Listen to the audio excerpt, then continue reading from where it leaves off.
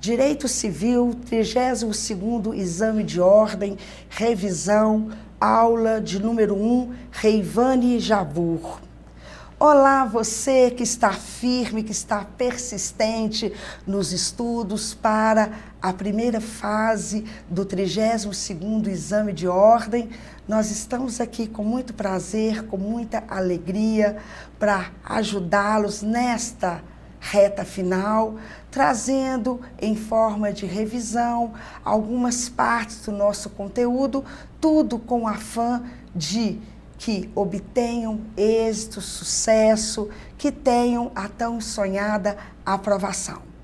Evidentemente que em 3 blocos eu jamais conseguiria esgotar todo o nosso conteúdo, mas prometo que vou escolher algumas partes do nosso conteúdo que eu acredito que tenha uma probabilidade maior de ser cobrada no seu exame. E o primeiro ponto que eu escolhi para falarmos nesta oportunidade é com respeito aos negócios jurídicos. Eu escolhi os negócios jurídicos como o primeiro tema a trazermos para esta revisão, por acreditar ser ele a grande vedete do direito civil. Como costumo dizer nas minhas aulas, eu acredito seriamente que os negócios jurídicos têm para o direito civil a mesma importância que os crimes têm para o direito penal. O que seria do direito penal se as pessoas não praticassem crimes? O que seria do direito civil se as pessoas não tivessem a liberdade de negociar? Porque negócios jurídicos são aqueles atos que nós temos a liberdade de celebrar com o fim imediato de constituir direitos e deveres que nos aprouver, que atendam aos nossos desejos, aos nossos interesses particulares. Por isso que os negócios jurídicos são disciplinados pelo direito civil como ramo do direito privado que é. Porque é através da celebração dos negócios jurídicos que nós, então, teremos esta liberdade de constituirmos voluntariamente direitos e ou deveres que nos atendam, que nos satisfaçam. E quando eu digo que todos nós temos a liberdade de negociar, essa liberdade ela pode ser vista em 3 dimensões, em 3 aspectos diferentes. Nós somos livres para negociar a uma, porque temos o direito de escolher se vamos negociar ou não. Nós somos livres para negociar, porque temos a liberdade de escolher com quem nós vamos negociar. E somos livres para negociar, para escolhermos o conteúdo da nossa negociação, o que é que iremos negociar. Mas acontece que em nenhum destes 3 aspectos, esta liberdade que as pessoas têm de negociar é tão absoluta quanto inicialmente pudesse parecer. Nenhum direito é absoluto. E a faculdade que nós temos de negociar também não é absoluta. Nem sempre nós negociamos porque queremos.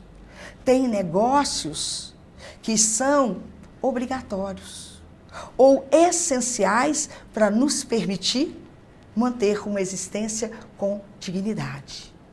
Todos os proprietários de veículos automotores são obrigados a contratar o seguro DPVAT.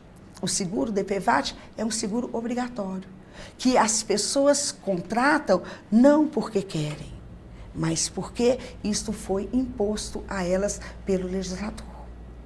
Tem serviços e produtos que nós adquirimos, que nós utilizamos, não porque queremos, mas porque precisamos. porque são essenciais. E tem serviços, tem produtos que nos são fornecidos na forma de monopólio. E nós que já não temos o direito de escolher se queremos adquiri-los ou não, por meio de uma negociação, sequer teremos o direito de escolher com quem nós vamos negociar. E na mesma linha de intelecção, nós também não somos tão livres para negociar o que bem entendermos. Porque a negociação, para ser válida, requer respeito ao ordenamento jurídico, para que aquilo que a gente esteja negociando seja válido. É preciso que a negociação seja feita sem ofender, sem violar, sem afrontar o ordenamento jurídico. Porque, senão, a negociação vai padecer de uma nulidade absoluta ou relativa e, consequentemente, poderá ser invalidado pelo juiz. É por esta razão que existem requisitos que são essenciais, que são imprescindíveis para uma negociação. Porque para que os negócios existentes, isto é, os negócios que foram efetivamente celebrados, sejam válidos, é preciso que se observe a presença desses tais requisitos que são indispensáveis, essenciais, imprescindíveis para a validade dos negócios jurídicos. E vejam que o artigo 104, ele estabelece, não de forma taxativa, porém de maneira meramente exemplificativa, alguns requisitos que são essenciais para a validade do negócio jurídico. Estes requisitos que foram estabelecidos pelo artigo 104 são gerais, porque nós vamos exigir para todas as espécies, para todas as modalidades de negócios jurídicos. E o primeiro desses requisitos para validade é que o agente seja capaz. É preciso que o agente, a pessoa que esteja negociando, tenha capacidade para negociar. E claro que essa capacidade, a que o legislador se referiu aí, é a capacidade de fato. Até porque a capacidade de direito é reconhecida em favor de todas as pessoas. Vejam, não se esqueçam que o direito civil admite duas espécies de capacidade. Uma chamada capacidade de direito, que nada mais é do que a aptidão reconhecida em favor de todas as pessoas, para que elas possam titularizar as relações jurídicas, e uma outra capacidade de fato, que é aquela que vai permitir que as pessoas possam exercer pessoalmente os atos da vida civil. Nos termos do primeiro artigo que inaugura a nossa codificação civil, toda pessoa é capaz de direitos e deveres na ordem civil. O que o legislador quis nos dizer em outras palavras? Que todas as pessoas, todas, quer sejam elas naturais, quer sejam elas jurídicas, independente de sexo, de cor, de raça, de gênero, de preferência sexual, de discernimento, independente se é uma pessoa jurídica de direito público ou se de direito privado, nacional, estrangeira, todas as pessoas têm essa aptidão, essa capacidade, não só para adquirir direitos, como também deveres na ordem civil, para titularizar as relações jurídicas. Quer as relações jurídicas sejam intersubjetivas entre pessoas, credor e devedor, cônjuges, companheiros, quer seja entre pessoa e coisa, proprietário, superficiário, possuidor, usuário, promitente comprador. Então, o artigo 1º reconhece capacidade de direito em favor de todas as pessoas, quer sejam elas naturais, quer sejam elas jurídicas. Mas a capacidade de fato é que habilita as pessoas a exercerem pessoalmente os atos da vida civil. E muito embora as pessoas jurídicas tenham capacidade de direito, porque são elas seres abstratos, criados na forma da lei para certas finalidades, a capacidade de fato restará completamente inviabilizada. Por isso que as pessoas jurídicas sempre vão precisar de alguém para representá-las nos atos da vida civil. A capacidade, de fato, nós só reconhecemos em favor das pessoas naturais. E mesmo assim, essa capacidade, de fato, as pessoas naturais só adquirirão através da maioridade, o que se dará aos 18 anos completos, ou através da emancipação. A emancipação é uma forma de fazermos cessar para os menores a incapacidade antes da idade legal. Através da emancipação, nós habilitamos o menor a praticar pessoalmente um ato da vida civil. Por isso que existe uma incapacidade no direito civil. Uma incapacidade que tanto pode ser absoluta, nos termos do artigo 3º, como pode ser uma incapacidade relativa, nos termos do artigo 4º, ambos do Código Civil de 2002. Quando a pessoa for absolutamente incapaz, ela não poderá praticar nenhum ato da vida civil pessoalmente. Vai sempre depender de alguém para lhe representar sob pena de nulidade, porque é nulo um ato praticado por um absolutamente incapaz. Já os relativamente incapazes necessitam de assistência, sob pena de anulabilidade, porque é anulável um ato praticado por um relativamente incapaz. São absolutamente incapazes, nos termos do artigo 3º, os menores de 16 anos de idade. Só os menores de 16 anos de idade é que são absolutamente incapazes, razão pela qual não poderão praticar nenhum ato da vida civil, senão quando estiverem devidamente representados. E o que é representar um absolutamente incapaz? É exatamente praticar o ato no lugar dele, em nome dele. Quem que representa um absolutamente incapaz? Os pais que estiverem no exercício do poder familiar, na falta de um, o outro, na falta dos dois, o tutor. O tutor é aquele que é nomeado pelo juiz para representar ou assistir a um incapaz, assim considerado pelo critério objetivo, em virtude da idade.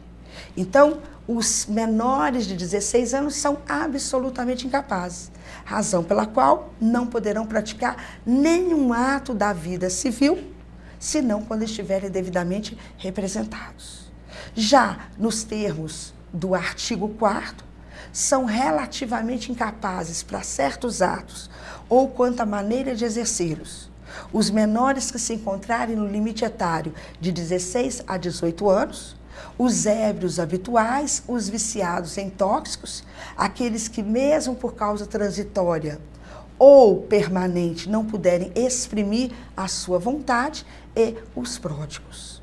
Estes relativamente incapazes, que foram elencados no artigo 4º, não poderão praticar certos atos sem a necessária assistência.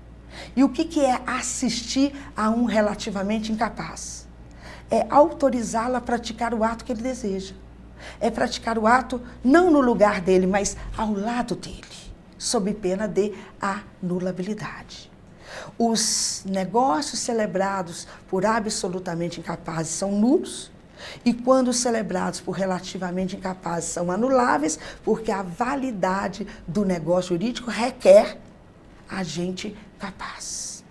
Vejam, testamento é negócio jurídico, contrato é negócio jurídico, pacto antinupcial é negócio jurídico.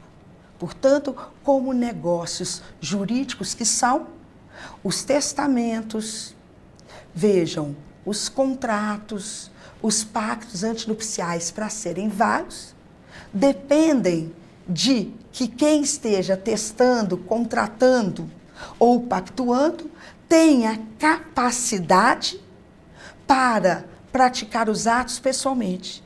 E se não tiver, que esteja devidamente representado ou assistido. O testamento é um ato personalíssimo, o que significa dizer que só pode ser praticado pelo próprio testador. Só os maiores de 16 anos, então, é que podem testar. Por quê? Porque os menores de 16 anos não poderão praticar nenhum ato, senão quando estiverem devidamente representados. E como o testamento é um ato personalíssimo e não pode ser praticado por representante, então, menores de 16 anos, porque são absolutamente incapazes, me desculpem, engasguei feio aqui, não podem testar nem pessoalmente, porque não podem praticar nenhum ato da vida civil, e nem por intermédio do seu representante, ok?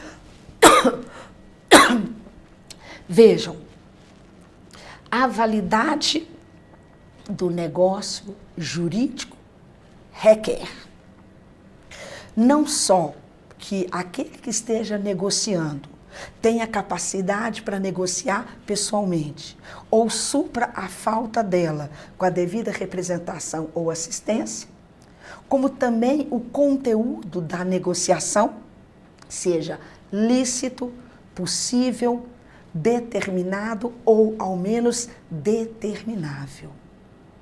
O artigo 104 estabelece, no seu inciso 2º, que a validade do negócio jurídico requer objeto lícito, possível, determinado ou determinável. O que é o objeto da negociação? É exatamente aquilo que as pessoas... Prometo que no intervalo eu vou beber uma aguinha. Objeto da negociação é aquilo que as pessoas pretendem com o negócio que estão a celebrar. O objeto na negociação são os direitos e deveres a que o negócio visa constituir.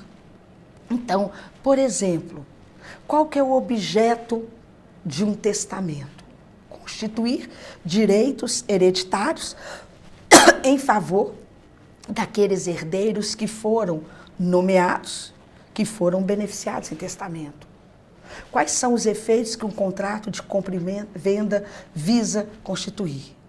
O direito para o vendedor do preço e para o comprador da coisa adquirida. Qual que é o efeito pretendido com o contrato de doação? Obrigar o doador a transferir por liberalidade a propriedade de um bem em favor do donatário. Qual que é o efeito do pacto antinupcial?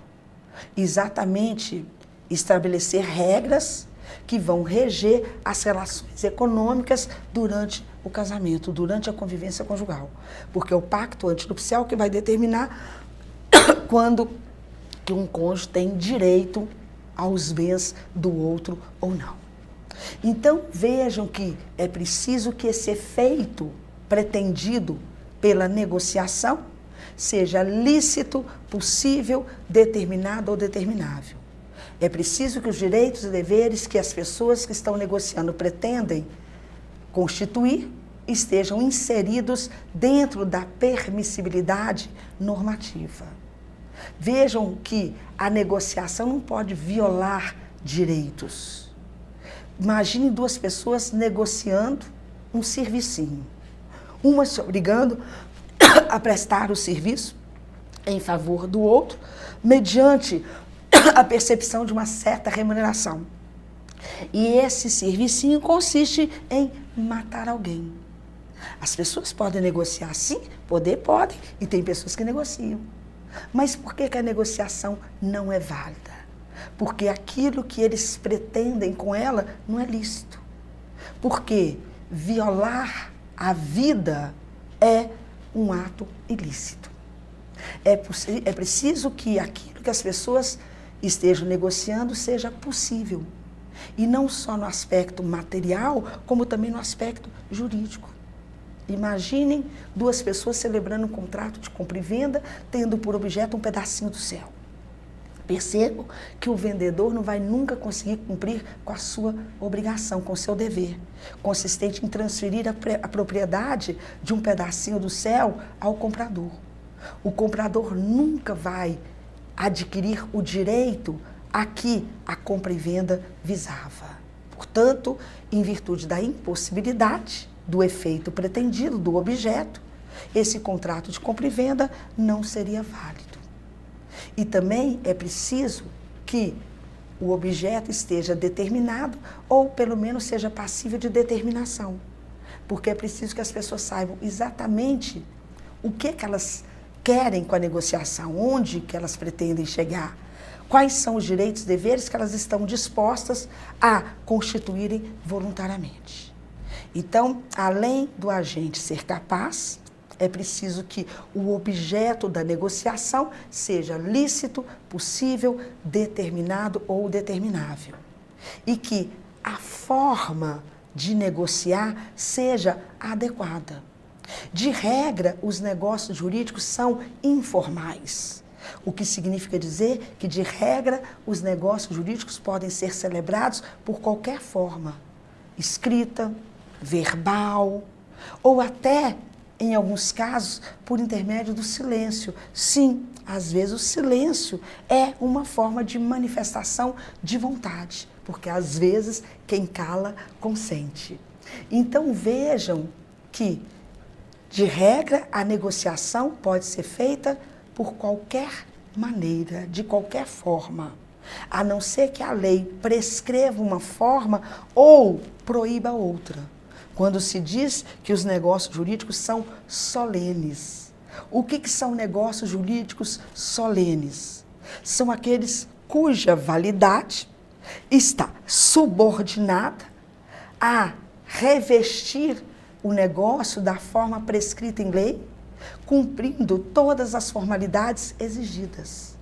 Se o negócio não revestir a forma prescrita em lei, o plano de validade igualmente ficará comprometido. Vejam, contrato de compra e venda. O contrato de compra e venda, de regra, é um contrato informal, porque a lei não exige, de regra, uma forma adequada, salvo se a compra e venda for de imóveis de valor superior a 30 vezes o maior salário mínimo vigente no país, quando se exige para a validade do negócio a escritura pública. E se duas pessoas negociarem a compra e venda de um imóvel de valor superior a 30 vezes o maior salário mínimo vigente no país, sem observar a forma prescrita em lei, sem ser por escritura pública, negociado por instrumento particular, o plano de validade ficará, então, comprometido. Vejam que, às vezes, a lei não prescreve a forma, às vezes ela proíbe, como fez, por exemplo, com o testamento. Lembram? É vedado, é defeso o testamento conjuntivo. Quer ele seja recíproco, quer ele seja simultâneo, quer ele seja correspectivo, não importa. Isso significa dizer que a lei proíbe que duas pessoas façam um único testamento. Não importa se estão beneficiando uma outra reciprocamente, se estão beneficiando uma terceira pessoa ou se cada qual está beneficiando o seu herdeiro. Se duas pessoas quiserem testar, que cada uma delas faça o seu próprio testamento, porque a lei proíbe expressamente o testamento conjuntivo. Então, a validade do negócio jurídico requer que aquele que esteja negociando tenha capacidade para negociar pessoalmente e, se não tiver, que se faça devidamente representado ou assistido. Que aquilo que está sendo o objeto da negociação seja lícito, possível, determinado ou determinável e que a forma de negociar seja a prescrita ou não defesa em lei.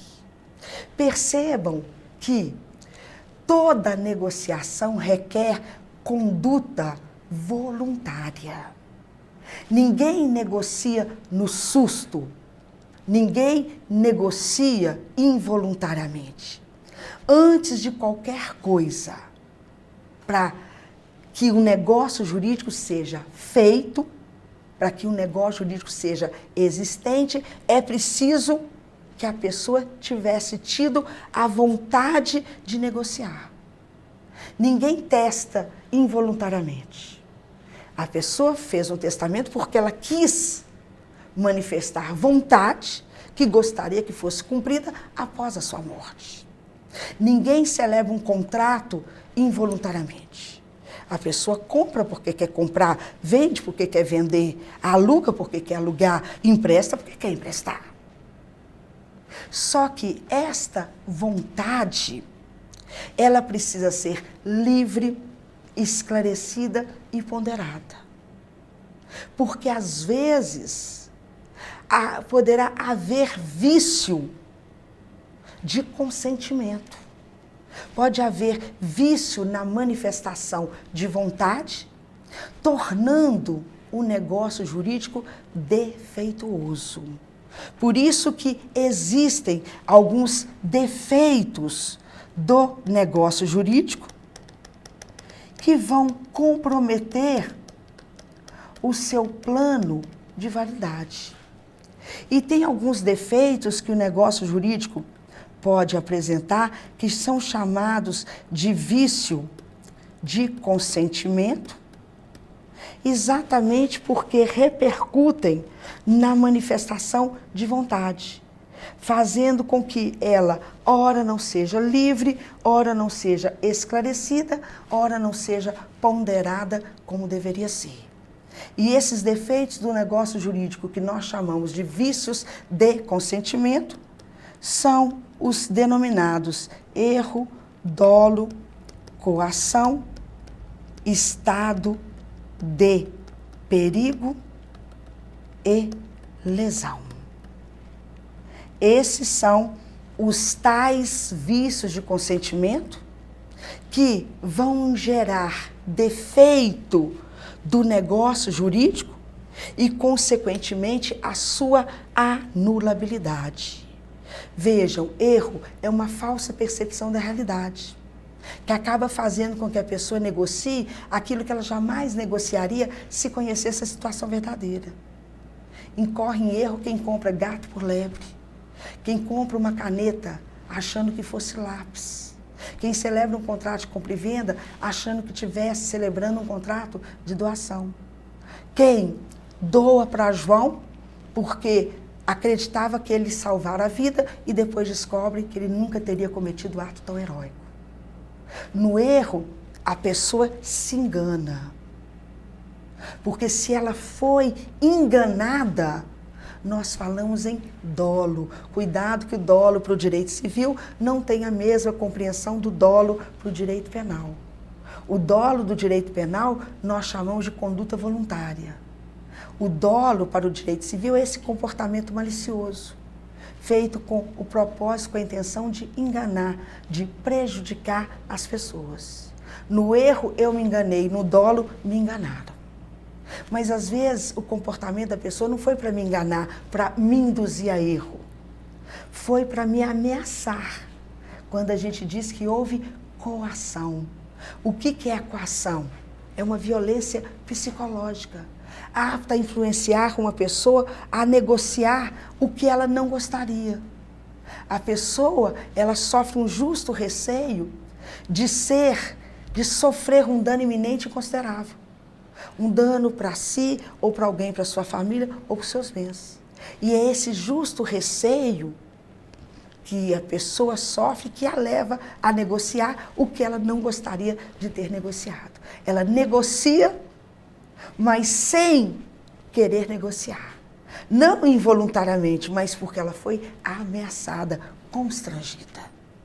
Às vezes, não é a pessoa que está criando uma situação de perigo para levar a outra a negociar. Às vezes a pessoa só está tirando proveito da situação de perigo. Às vezes o que leva a pessoa a negociar não é o fato dela estar sendo coagida, ameaçada, mas sim o fato dela estar numa premente necessidade de salvar-se ou salvar alguém de sua família de um grave dano conhecido da outra parte. A outra parte tira proveito da situação de perigo para fazer com que alguém negocie com ela em condições desfavoráveis. Às vezes, não é porque a pessoa está numa situação de perigo. Às vezes, ela negocia em condições desfavoráveis em virtude da sua inexperiência. Quando a gente fala que houve lesão. Todos esses vícios de consentimento tornam o negócio jurídico defeituoso. Ora porque a vontade não foi esclarecida como deveria ser, ora porque a vontade não foi livre e sim captada por uma violência psicológica, ora não foi ponderada, ou em virtude da premente necessidade de quem negociou, ou em face da sua inexperiência. E todas as vezes que o negócio for defeituoso por apresentar qualquer um desses vícios de consentimento, ele também terá o seu plano de validade comprometido. Ele também será passível de anulação. Muito importante para a primeira fase do exame de ordem que saibam não só caracterizar cada um desses defeitos, diferenciando uns dos outros e sabendo como que eles comprometem o plano de validade da negociação. Comprometem o plano de validade porque a vontade de quem negociou não foi livre, esclarecida ou ponderada como deveria ser. E por essa razão, o negócio se torna, em todos esses casos, passíveis de anulação. Esgotado o tempo deste primeiro bloco, eu encerro a minha participação aqui, agradecendo a sua atenção, a sua audiência e renovando a minha esperança de sempre de estarmos juntos no próximo bloco, se Deus quiser. Muito obrigada, pessoal. Mantenham firmes aí nos estudos, com disciplina, com dedicação e até o nosso próximo encontro, se Deus quiser. Até lá!